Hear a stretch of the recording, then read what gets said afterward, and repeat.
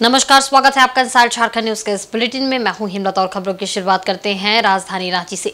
लोकसभा चुनाव के अंतिम चरण में झारखंड की 3 लोकसभा सीटों गोड्डा, दुमका और राजमहल के लिए शनिवार को वोटिंग हुई। मतदाताओं ने पूरे उत्साह के साथ मतदान किया। इधर झारखंड राज्य की उपराजधानी दुमका को इस बार हॉट सीट के रूप में देखा जा रहा है, क्योंकि यहां पर प्रत्यक्ष मुकाबला झारखंड मुक्ति मोर्चा छोड़कर आई एनडीए प्रत्याशी सीता सोरेन और झारखंड मुक्ति मोर्चा के प्रत्याशी नलिन सोरेन के बीच है। ये चुनावी मुकाबला बेहद खास और दिलचस्प इस बात को लेकर भी है क्योंकि सीता सोरेन झारखंड मुक्ति मोर्चा शिबू सोरेन की बड़ी पुत्रवधू है। उन्होंने झारखंड मुक्ति मोर्चा से नाराज होकर भारतीय जनता पार्टी का दामन थामा है। इस दुमका लोकसभा हॉट सीट के लिए मतदान करने के लिए मतदाताओं में काफी उत्साह देखा गया। लगभग सभी मतदान केंद्र में मतदान करने को लेकर लाइन लगी हुई थी। काफी संयमित होकर बुजुर्ग, महिला, पुरुष और युवक युवती मतदान करने के लिए अपनी बारी का इंतजार करते दिखे। झारखंड के 3 लोकसभा सीट में सुबह 7 बजे से वोटिंग शुरू हो गई थी। संथाल के इन तीनों सीटों के मतदाता चुनाव में खड़े 52 प्रत्याशियों की किस्मत ईवीएम में कैद हो गई।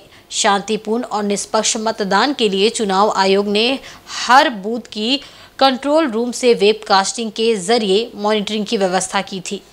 प्रत्येक बूथ पर भीतर और बाहर एक कैमरे लगाए गए थे। वहीं बारिश की आशंका के बीच मतदान प्रतिशत बढ़ाने को लेकर हर संभव व्यवस्था की गई थी। वरिष्ठ और दिव्यांग मतदाताओं को भी मतदान केंद्र तक लाने और ले जाने की व्यवस्था थी। इधर देश भर में झुलसाने वाली गर्मी के बीच लोगों के लिए खुशखबरी है। दक्षिण पश्चिम मानसून ने केरल और पूर्वोत्तर के कुछ हिस्सों में दस्तक दे दी है। इस बार मानसून समय से 2 दिन पहले आया है। इसके केरल पहुंचने की सामान्य तारीख 1 जून है। भारतीय मौसम विभाग ने मानसून के 31 मई को पहुंचने का पूर्वानुमान लगाया था। रांची मौसम विज्ञान केंद्र के मौसम वैज्ञानिक ने बताया कि झारखंड राज्य के कुछ हिस्सों में 1 जून और 2 जून को हल्के और मध्यम दर्जे की बारिश, गर्जन और वज्रपात के साथ देखने को मिलेगी। खासकर बात की जाए तो उत्तर पूर्व झारखंड, मध्य का इलाका, दक्षिण इलाका, पूर्वी सिंहभूम, पश्चिमी सिंहभूम, सिमडेगा में गर्जन और वज्रपात के साथ बारिश हो सकती है। मौसम पूर्वानुमान के अनुसार 31 मई से आंशिक बादल होने के कारण पारा में 2 से 5 डिग्री की गिरावट देखने को मिली है। 1 जून से गढ़वा और पलामू में ही सिर्फ हीट वेव की स्थिति देखने को मिलेगी। चतरा एवं लातेहार में पारा 40 के ऊपर देखने को मिलेगा। झारखंड के शेष इलाकों में हीट वेव से राहत देखने को मिलेगी। झारखंड में आने वाले दिनों में मौसम कैसा रहेगा? तो 3 दिन 31, 1, 2 राज्य में कुछ इलाकों में आपको हल्के से मध्यम दर्जे की बारिश, गर्जन वज्रपात के साथ में देखने को मिलेगी। खासकर बात करें तो जो उत्तर पूर्व जो झारखंड है, साथ में जो मध्य का इलाका है रांची समेत, और जो दक्षिणी इलाका है जिसमें आपको सिंहभूम का इलाका आ जाता है, पूर्वी पश्चिमी सिंहभूम, सिमडेगा, तो इन इलाकों में आपको गर्जन वज्रपात के साथ में बारिश देखने को मिल सकती है। और 3 और 4 तारीख में थोड़ी सी बारिश में कमी आएगी और उत्तर पूर्वी इलाकों में ही, संथाल परगना में ही आपको कहीं कहीं पे गर्जन के साथ हल्की से मध्यम दर्जे की बारिश देखने को मिल सकती है। वहीं यदि थंडर स्टॉर्म और लाइटनिंग की बात की जाए तो तापमान के हाल के दिनों में बढ़े होने के कारण मॉइस्चर आ रहा है, जिस कारण बहुत अच्छे थंडर सेल डेवलप हो रहे हैं। इससे थंडर स्टॉर्म और लाइटनिंग की स्थिति बनी हुई है। 1 और 2 जून को झारखंड राज्य में कहीं कहीं पर गर्जन और वज्रपात की स्थिति देखने को मिलेगी और हवा 40 से 50 किलोमीटर प्रति घंटा रफ्तार से चलने की संभावना है। थंडरस्टॉर्म, लाइटनिंग की, गर्जन वज्रपात की तो 31, 1 और 2, क्योंकि टेम्परेचर हालमिया में काफ़ी बढ़ा हुआ था और हल्का सा मॉइस्चर आ रहा है, जिसके कारण से बहुत अच्छे thunder cell, severe thunder cell develop हो रहे हैं और जिसके कारण गर्जन वज्रपात की स्थिति बनी हुई है। तो जब भी गर्जन वज्रपात की स्थिति हो तो आप पेड़ के नीचे ना रहें, पोल के नीचे ना रहें, इलेक्ट्रिकल या इलेक्ट्रॉनिक डिवाइसेस बहुत सावधानी के साथ आप यूज़ करें। तो उस समय आपको खास ख्याल रखना है। साथ में क्योंकि थंडरस्टॉर्म बहुत स्ट्रॉन्ग बनने की संभावना है, तो जो विंड्स है गर्जन वज्रपात के समय वो 40 से 50 किलोमीटर के हिसाब से भी चल सकती हैं, जिससे आपको सावधानी बरतने की ज़रूरत है। तो 31, 1, 2 ये 3 दिन है जिसमें जो थंडरस्टॉर्म, लाइटनिंग के समय हवा की स्थिति जो है 40-50 किलोमीटर प्रति घंटे के हिसाब से भी चल सकती है। क्योंकि ये थंडरस्टॉर्म फेनोमेना है, ऐसा नहीं है कि पूरे जिले में एक साथ हो, हो सकता है जिले के कुछ हिस्से में ही हो रहा हो।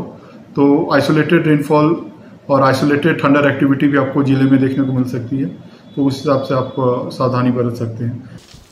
झारखंड मुक्ति मोर्चा के महासचिव सुप्रियो भट्टाचार्य ने शुक्रवार को प्रेस वार्ता कर चुनाव आयोग और बीजेपी पर निशाना साधा है। उन्होंने कहा कि भारत के इतिहास में ऐसा पहली बार हुआ है कि कोई आम चुनाव इतने लंबे समय तक चला हो। सुप्रियो भट्टाचार्य ने बताया कि 2024 का आम चुनाव पूरे 82 दिन का हुआ है। उन्होंने बीजेपी पर आरोप लगाते हुए कहा कि चुनाव को लंबा खींचने का मकसद केवल जनता के बीच नफरत फैलाकर लोगों को बांटने का काम था। बीजेपी के स्टार प्रचारकों ने जिन भाषा का उपयोग किया वह शर्मनाक है। जनता वोट देकर इसका माकूल जवाब देगी। उन्होंने कहा कि ये महज एक चुनाव नहीं बल्कि अपने हक अधिकार की लड़ाई है। कहा कि ये चुनाव झारखंड के मूलवासी, आदिवासी, अल्पसंख्यक, किसान, मजदूर, महिला, युवाओं के अस्मिता का सवाल है। उन्होंने दावा किया कि 4 जून को इंडिया गठबंधन की सरकार बनेगी और हमें इसका बेसब्री से इंतजार है। इन्होंने केवल समाज को भी नहीं बांटा, परिवार तक को बांट दिया।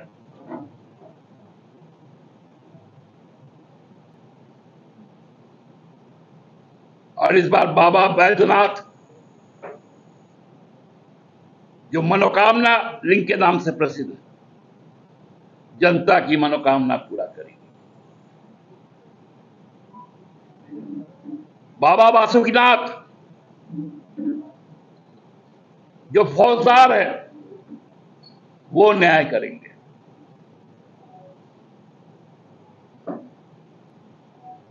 हमें लगता है हम लोगों को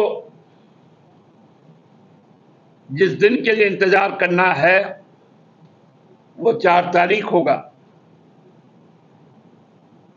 और मैं आज पूरे दावे के साथ कह सकता हूं 2004 की पुनरावृत्ति 2024 में इंडिया करने जा रही है। इस बार झारखंड सहित देश ने इंडिया के लिए, इंडिया के लोगों ने इंडिया सरकार के पक्ष में मत दिया है। सरायकेला कस्बा जिला के ईचागढ़ प्रखंड स्थित स्वर्णरेखा नदी के वीडी घाट से अवैध बालू उत्खनन की सूचना पर शुक्रवार देर रात जिला खनन पदाधिकारी नाटकीय अंदाज में छापेमारी की। इस कार्रवाई में बालू का अवैध परिवहन कर रहे 2 बालू लदे व 14 खाली हाईवा को जब्त किया गया है। उपायुक्त और एसपी के निर्देश पर की गई इस छापेमारी में बालू लोड करते हुए एक जेसीबी मशीन को भी मौके से पकड़ा गया है। मिली जानकारी के अनुसार रात से लेकर शनिवार सुबह 10 बजे तक अवैध बालू भंडारण के खिलाफ छापेमारी अभियान चलाया गया। जिला खनन पदाधिकारी ने 2,40,000 CFT अवैध भंडारण बालू को भी जब्त किया है। जब्त हाईवा बिना चालान के रात के अंधेरे में चोरी छिपे बालू का परिवहन करते थे। हालांकि मौके से चालक फरार हो गया। जब्त हाईवा को ईचागढ़ पुलिस को सौंप दिया गया है। इस मामले में जिला खनन पदाधिकारी ने ईचागढ़ थाना में प्राथमिकी दर्ज करा दी है। पुलिस आगे की कार्रवाई में जुट गई है। जिला खनन पदाधिकारी एक कार में काल्पनिक दूल्हा दुल्हन का नाम का स्टिकर लगाकर बाराती के वेशभूषा धारण कर सीधे बालूघाट पहुंचे। पीछे पीछे ईचागढ़ थाना प्रभारी विक्रम आदित्य पांडे व पुलिस जवानों से भरे 2 बुलेरो चल रहे थे, जिससे किसी को छापामारी की भनक तक नहीं लगी। बताया जा रहा है कि एकाएक जिला खनन पदाधिकारी पुलिस बल के साथ अवैध बालू भंडार के पास आधम के पुलिस देखकर अफरा तफरी मच गई। हाईवा चालक इधर उधर झाड़ी में हाईवा छुपाकर फरार हो गए। सुबह झाड़ियों में छुपाकर रखे हाईवा को जब्त किया गया।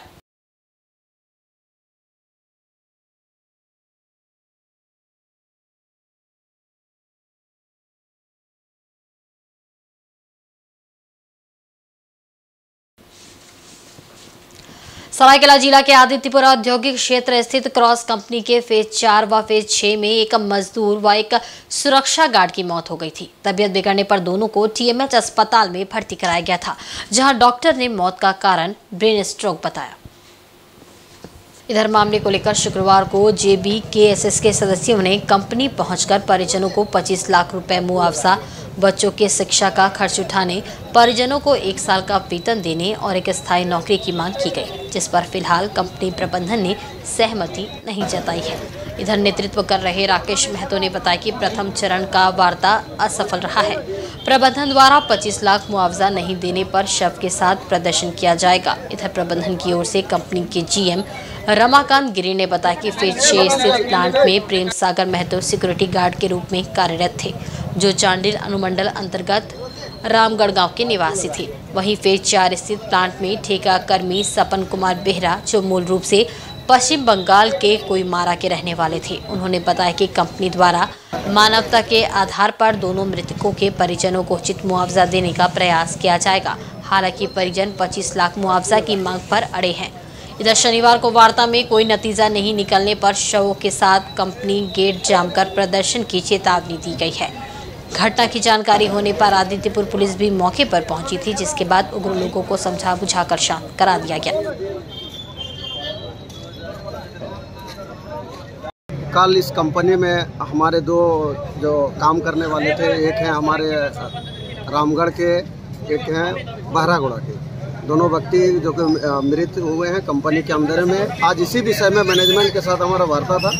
वार्ता सफल रहा। कंपनी की तरफ से ये कहा जा रहा है कि हम 1 साल का पेमेंट देंगे और 1 साल के बाद नौकरी देंगे, लेकिन मृतक परिवार का कहना है कि नहीं, हमें 25 लाख रुपया मुआवजा चाहिए। कल का है और ऐसा है कि अभी न्यूली एक कॉन्ट्रैक्ट एम्प्लॉई था, जिसको करीब 4 साढ़े 4 बजे उसको कुछ तकलीफ़ महसूस हुई, तो तत्काल बिना कोई विलम्ब किए हुए हम लोगों ने तुरंत उसे TMH हॉस्पिटल भेजा, जहाँ इलाज के क्रम में उसकी मृत्यु। कारण तो उसका हार्ट अटैक बताया गया। और सिक्योरिटी गार्ड का भी सेम पोजीशन हुआ, करीब 5 बजे साढ़े 4 बजे करीब उसको भी कुछ तकलीफ हुई, वॉमिटिंग की शिकायत हुई। तत्काल उसे भी TMH भेजा गया, जहाँ उसका भी इलाज चल रहा था और इलाज के क्रम में उसको हार्ट अटैक। सरायकेला से सटे रांची रेल मार्ग के सुईसा रेलवे स्टेशन अंतर्गत लेंगडी रेलवे क्रॉसिंग के समीप शनिवार को आनंद विहार टर्मिनल ट्रेन के ऊपर हाई टेंशन बिजली का ओवरहेड तार गिर गया। इस दुर्घटना में 2 यात्री गंभीर रूप से घायल हो गए। घायलों को बेहतर इलाज के लिए बागमुंडी अस्पताल में भर्ती कराया गया है। हाई टेंशन तार की चपेट में आकर झुलसे दोनों व्यक्ति की पहचान उत्तर प्रदेश के रायबरेली निवासी 40 वर्षीय राजशंकर और 30 वर्षीय राहुल कुमार के रूप में हुई है। प्राप्त जानकारी के अनुसार ट्रेन संख्या 12815 पुरी से चलकर आनंद विहार टर्मिनल को जाने वाली एक्सप्रेस ट्रेन टाटानगर से होकर रांची रेल मंडल के सुईसा रेलवे स्टेशन के पास से गुजर रही थी। इसी दौरान लेंगडी रेलवे क्रॉसिंग के समीप ट्रेन के ऊपर हाई टेंशन ओवरहेड वायर टूटकर गिर पड़ा, जिससे ट्रेन की बोगी में बिजली दौड़ पड़ी। इस दौरान ट्रेन में सफर कर रहे दोनों यात्री बिजली की चपेट में आकर गंभीर रूप से जख्मी हो गए। घायलों में से एक की स्थिति अत्यंत गंभीर बताई जा रही है। घटना के बाद आरपीएफ समेत रेल कर्मचारी मौके पर पहुंचे और दोनों घायलों को बागमुंडी अस्पताल में इलाज के लिए भर्ती कराया। इस हादसे के बाद रांची मुरी रेलखंड पर काफी देर तक ट्रेन यातायात बाधित रहा। फिलहाल पूरे घटनाक्रम को लेकर रेलवे द्वारा आधिकारिक बयान जारी नहीं किया गया है। बहुत तगड़ा आवाज आया, जैसे गिट्टी गिरा। जब 2 मिनट के बाद देखा तो गाड़ी 2 किलोमीटर आगे आ गया। स्टेशन से 2 किलोमीटर पहले आया था, बहुत तगड़ा आवाज आया। तो कुछ पत्थर लगा हुआ था। जब अंदर गया देखा हाथ में चोट पड़ा, तो यहाँ पता चला कि करंट का तार कट कर जा रहा है। न्यू दिल्ली से आ रहा है, आनंद विहार से जाएगी, पूरी जाएगी। गाड़ी नंबर 2876। चक्रधरपुर के बालाजी मंदिर में 41वें वार्षिक ब्रह्मोत्सव के तीसरे दिन माता लक्ष्मी की सामूहिक कुमकुम पूजा का आयोजन किया गया, जिसमें सैकड़ों विवाहित महिला और कुंवारी कन्याओं ने सुबह से व्रत रखकर माता लक्ष्मी की कुमकुम और भगवान बालाजी की तुलसी से पूजा अर्चना की। तिरुपति के पुरोहितों के वैदिक मंत्रों के उच्चारण के बीच सुहागिन महिलाओं ने अपने सुहाग की रक्षा और अविवाहित युवतियों ने सुयोग्य वर के साथ सुख शांति और धन वैभव की कामना माता लक्ष्मी और भगवान बालाजी से की। भगवान बालाजी मंदिर के कल्याण मंडप में आयोजित कुमकुम पूजा में महिलाओं और युवतियों ने सबसे पहले 1008 बार मां के मंत्रों का उच्चारण कर उनका आह्वान किया। फिर विधिवत कुमकुम और तुलसी समर्पित की। हल्दी फल फूल से भगवान और माता की पूजा की। दीप धूप से मां की आरती की। इसके बाद पास में बैठी महिला को माता का स्वरूप मानकर एक दूसरे को हलवा का प्रसाद दिया और सिंदूर कुमकुम लगाया और अपनी जगह पर परिक्रमा की। इसके बाद सभी व्रतधारी महिला युवतियों ने शरबत पीकर व्रत तोड़ा और पूजन के बाद महाभोग ग्रहण किया। व्रतधारियों व श्रद्धालुओं के महाभोग ग्रहण करने के बाद मंदिर पहुंचे सभी श्रद्धालुओं को भी मंदिर संचालकों की ओर से महाभोग का वितरण किया। आंध्र एसोसिएशन के द्वारा दक्षिण भारतीय परंपरा के अनुसार भगवान बालाजी को भोग चढ़ाया गया। चक्रधरपुर के विधायक सुखरामू राव भी शुक्रवार को कुमकुम पूजा के दौरान मंदिर पहुंचे। विधायक सुखरामू राव ने मंदिर पहुंचकर भगवान बालाजी की उपासना की और क्षेत्र की सुख शांति की कामना की।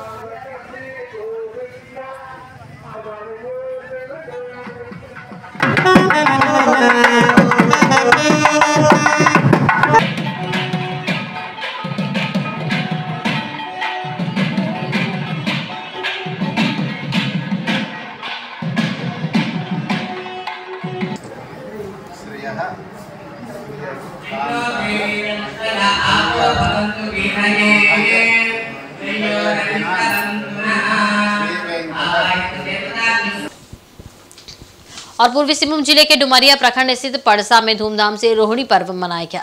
इस अवसर पर शिव बाबा पड़सा जूमित गवता कमीची द्वारा रंगारंग नृत्य संगीत एवं नाटक का आयोजन किया गया। इसे देखने के लिए काफी संख्या में ग्रामीणों की भीड़ उमड़ी। कार्यक्रम में मुख्य अतिथि के रूप में पोट का विधायक संजीव सरदार के साथ झामुमो प्रखंड अध्यक्ष मिर्जा सोरेन व अन्य उपस्थित थे। इस मौके पर कलाकारों ने मनमोहक नृत्य संगीत एवं नाटक की प्रस्तुति देकर सभी को मंत्रमुग्ध कर दिया। इसे देखने के लिए दूर दराज से काफी संख्या में दर्शकों का जन सैलाब उमड़ा। मौके पर विधायक संजीव सरदार ने कहा कि कमेटी द्वारा परंपरा को बचाए रखने का जो प्रयास किया जा रहा है वह काफी सराहनीय है। कार्यक्रम को सफल बनाने में ग्राम प्रधान गालूराम मुर्मू, रामचंद्र हांसदा, पालू सोरेन व अन्य का अहम योगदान रहा। मौके पर सदस्य शंकर चंद्र हेम्ब्रम, भगत बास्के, भगत हांसदा, जयपाल सिंह मुर्मू आदि उपस्थित थे।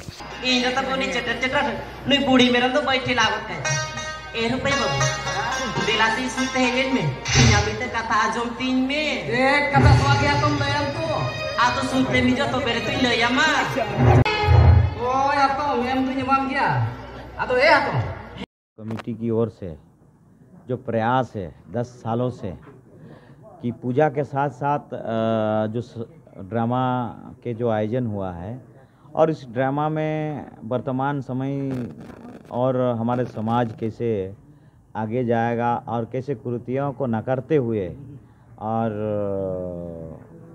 समाज में जो अच्छा चीज़ है उसको कैसे हम लोग अपने ऊपर देख के सीखें और आगे बढ़ें, ये दिखाने का ड्रामा का माध्यम से हमारे ड्रामा के सभी कलाकार, खासकर डुमरिया का कलाकार और आदिवासी कलाकार करने का काम किया है। मैं बहुत बहुत धन्यवाद देता हूँ कि सभी हमारे पड़सा गांव के सभी गांववासी और कमेटी को कि इनके अथक प्रयास से ही आज हो पा रहा।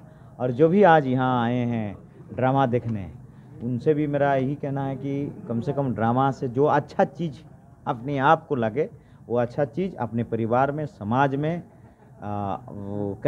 पालन करें, करवाएं और समाज को आगे ले जाएं। हिंदू धर्म के शक्तिवाद परंपरा में मां पार्वती की तांत्रिक अभिव्यक्ति स्वरूपा मां तारा 10 महाविद्याओं में से दूसरी महाविद्या के रूप में प्रतिष्ठित है।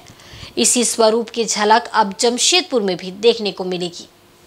प्रेमनगर छठघाट में मां तारा की 35 फीट की विशाल मूर्ति स्थापित की जाएगी। इस मूर्ति का अनावरण 2 जून को होगा। इसके लिए 2 से 6 जून पूजन अनुष्ठान कार्यक्रम रखा गया है। इस दौरान तारापीठ के प्रख्यात तांत्रिक गोवर्धन नाथ महाराज जी मौजूद रहेंगे। ये पूरा कार्यक्रम हिंदू जन जागरण मंच के द्वारा आयोजित किया जा रहा है। इस 4 दिवसीय अनुष्ठान में भोग वितरण, यज्ञ, कलश यात्रा, अघोड़ पूजन सहित अन्य कार्यक्रम होंगे। मां तारा की मूर्ति को चक्रधरपुर के कारीगर अनिल कुमार ने स्वरूप दिया है। माना जा रहा है कि बिहार झारखंड में मां तारा की ये सबसे बड़ी मूर्ति है। ये फाइबर ग्लास का मूर्ति बना हुआ है और जो हिंदू जग जागरण मंच की ओर से मुझे अमित भैया के द्वारा ये ऑर्डर मिला और ये मूर्ति 35 फुट का है। माँ तारा की जो प्रतिमा है। क्या क्या यूज़ कर रहे हैं आप लोग, क्या किस तरह से तैयार करने में लगा है? इसमें अभी जैसे दिख रहे हैं आपके सामने में वो मल्टी कलर होंगे, ठीक है। और ये कोशिश रहेगी कि पूरा जमशेदपुर में एक बार माँ तारा की प्रतिमा को देखने आए। आकर्षक का केंद्र बनेगा ये, और हम लोग कोशिश करेंगे बहुत भव्य रूप से कलरफुल कलर डालेंगे और माँ के अर्चना पूजा पाठ जो भी है विधि विधान से पूर्ण होगा। ये माँ तारा की प्रतिमा है, जो माँ तारा मंदिर है बीरभूम में शक्तिपीठों में से 51 शक्तिपीठों में से इनका सबसे उच्च स्थान माना जाता है। सिद्धि स्थल है, शक्तिपीठ है। उन्हीं का स्वरूप एकदम सेम टू सेम जो है वहाँ जो मूर्ति है उसी का स्वरूप मूर्तिकार भाई पाल बाबू ने बनाया है। चक्रधरपुर के बहुत नामी कलाकार हैं और प्रतिमा जो है कल तैयार हो जाएगी बन के, कल शाम तक पेंटिंग वेंटिंग होकर तैयार हो जाएगी। और उसके बाद कल कलश वितरण भी है और 3 तारीख से यहाँ पर माँ का आवाहन होगा और प्राण प्रतिष्ठा जो 5 और 6 तारीख तक चलेगी। 6 तारीख को संध्या बेला में अघोड़ पूजन होकर के पूर्णाहुति होगी और उसके बाद भोग वितरण का कार्यक्रम है यहाँ पर। इधर जमशेदपुर के भुइयाडी ग्वाला बस्ती निवासी 16 वर्षीय अमन यादव नहाने के दौरान शुक्रवार को कपाली डोबो स्थित सतनाला डैम में डूब गया था। काफी खोजबीन के बाद भी उसका कुछ पता नहीं चल सका था। शनिवार सुबह ऑपरेशन चलाकर एनडीआरएफ की टीम ने अमन का शव नदी से बरामद किया। बता दें कि अमन यादव अपने 3 दोस्त अर्जुन चौधरी, पप्पू यादव और प्रिंस कुमार के साथ सतनाला डैम में नहाने गया था। शुक्रवार सुबह 9:30 बजे सभी डैम पहुंचे थे। कुछ देर नहाने के बाद अचानक अमन डूबने लगा। तभी वहां मौजूद दोस्तों ने उसे बचाने की बहुत कोशिश की लेकिन बचा नहीं पाए। इसकी सूचना कपाली पुलिस को दी गई, जिसके बाद पुलिस मौके पर पहुंची और स्थानीय गोताखोर की मदद से देर शाम तक नदी में अमन की तलाश की, लेकिन अंधेरा होने के कारण तलाशी अभियान को रोकना पड़ा। शनिवार सुबह एनडीआरएफ की टीम ने मोर्चा संभाला और खोजबीन शुरू की। बड़ी मशक्कत के बाद शव को पानी से बाहर निकाला गया। विधायक सरयू राय खुद घटनास्थल पर मौजूद थे। बता दें कि अमन बाल ज्ञान पीठ हाई स्कूल में 10वीं कक्षा का छात्र था। इस घटना से अमन के घर समेत पूरे क्षेत्र में मातम का माहौल है।